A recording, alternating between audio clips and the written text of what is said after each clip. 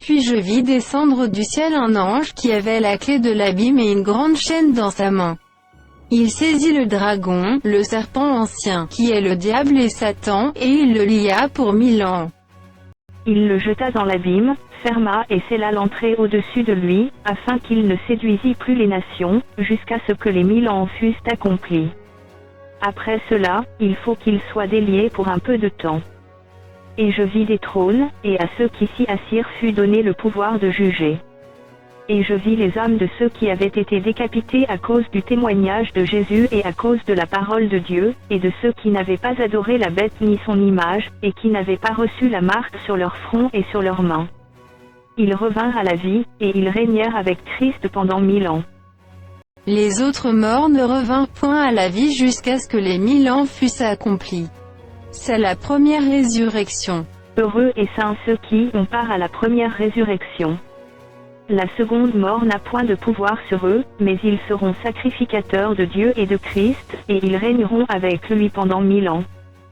Quand les 1000 ans seront accomplis, Satan sera relâché de sa prison. Et il sortira pour séduire les nations qui sont aux quatre coins de la terre, Gog et Magog, afin de les rassembler pour la guerre, leur nombre est comme le sable de la mer. Et ils montèrent sur la surface de la terre, et ils investirent le camp des saints et la ville bien-aimée. Mais un feu descendit du ciel, et les dévora.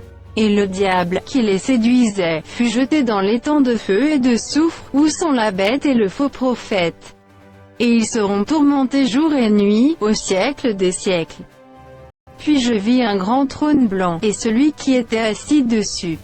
La terre et le ciel s'enfuirent devant sa face, et il ne fut plus trouvé de place pour eux.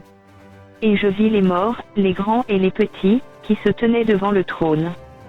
Des livres furent ouverts, et un autre livre fut ouvert, celui qui est le livre de vie.